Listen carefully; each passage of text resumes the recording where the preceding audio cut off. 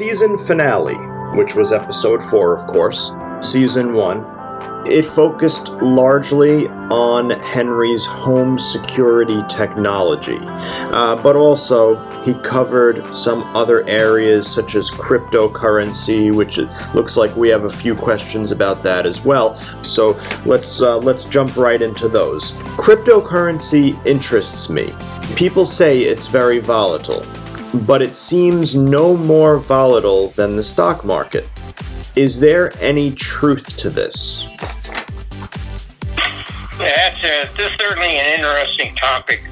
I think that because of the large number of attempts from nefarious organizations and or people to penetrate our security in terms of finances, purchases, and so forth, the advantage of cryptocurrency is the fact that the way that it's built around a fragmented set of packets being sent over the network, which can only be reassembled at a given single point because of the cryptology that's involved, is why it's gained a lot of attention, particularly in the finance market. With respect to Bitcoin, which is one implementation of this, again, it's an interest on the security features that have attracted a lot of attention. But the penalty of that is that there is no method of worse of a Bitcoin other than the demand that people put on it. And as such, the volatility is something that no one can predict, as in the case of the stock market, where we've seen a significant drop. Why? Because of COVID-19. And why did that happen? Well, people are put out of work. They don't have any money to spend. And companies that have physical worth to them have trouble because they can't sell their products. So, of course, it's going to drop. And on the other hand, it can go back up when the population shows that it's worthwhile going back to work because there's jobs to be had and making materials. Whereas Bitcoin relies solely on the demand that the users have on buying more or selling more. I haven't seen a correlation between the stock market and Bitcoin, but it might be interesting to see that. Okay, now moving on to the next topic. Can you please explain more about the Boeing fuselage robot failure? And initially, it's part of the attempt to implement a non-personal structure to a place where there's isn't enough technology yet to be able to get the precision that you need in the case of putting rivets in an aircraft. One of the things you have to keep in mind is that there's no visual view of both sides at this point that tells you where to perform the alignment.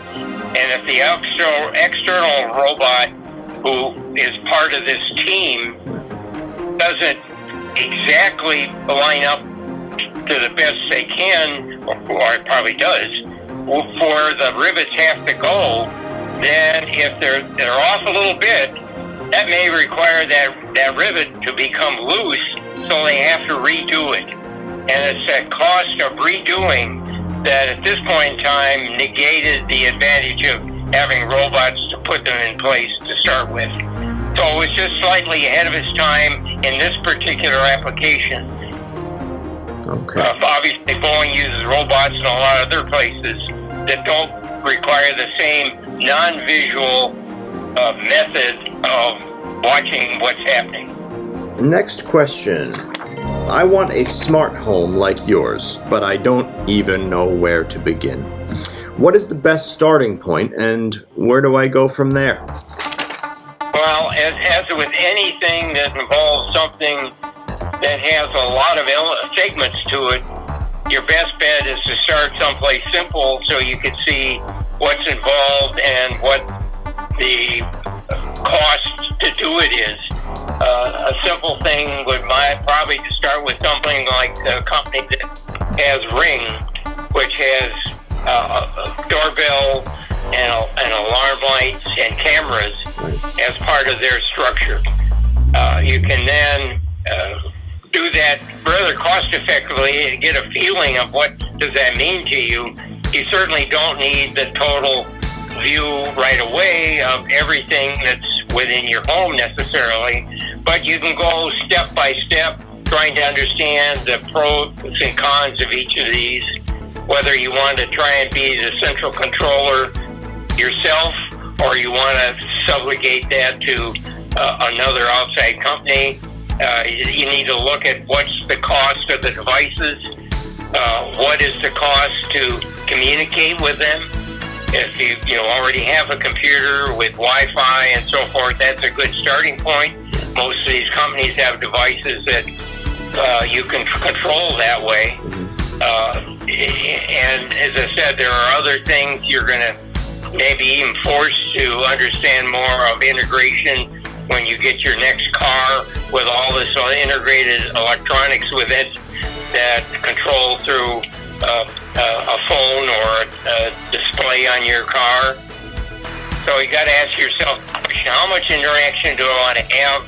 Do I want to send it all out to somebody else, or do I want control? And do I want control just in the house or when I'm away from the house? You mentioned Vera a lot. I am not entirely sure how that fits into everything. What does it entail?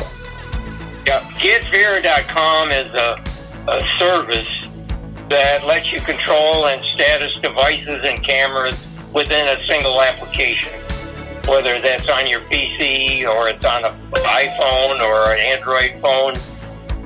The communications is over a low rate of kilobits per second to devices, which is particularly important for, from a power standpoint, or battery power device like Wi-Fi cameras that uses a signaling that's called Z-Wave, which is a low-rate, low-frequency communication that is pretty good at penetrating walls and very useful for devices that don't need a high rate, but at the same time can give you pictures through cameras, just doing it in a segmented rather than continuous video channel like you would have over Wi-Fi. Do solar panels ever give you functionality problems?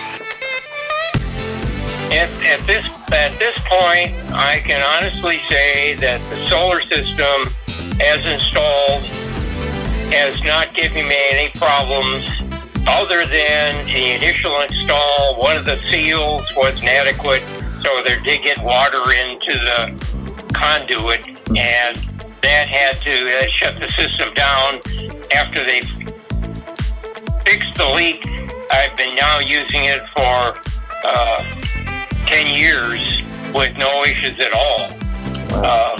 My system is such that it not only delivers power to the house, but if there's power excess to what the house demands, that's provided back to the local utility, and I get credit for that financially when the power company does their billing.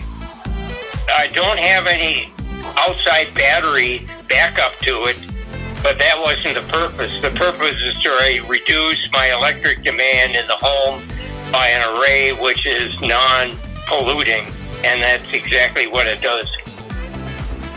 Can you give us a sneak peek at what's in store for Season 2? Well, one of the major impacts is COVID-19, and I want to discuss what's happened to current technologies that exist, how new technologies are taking place, in what industries, what about at home, and so forth, to try and identify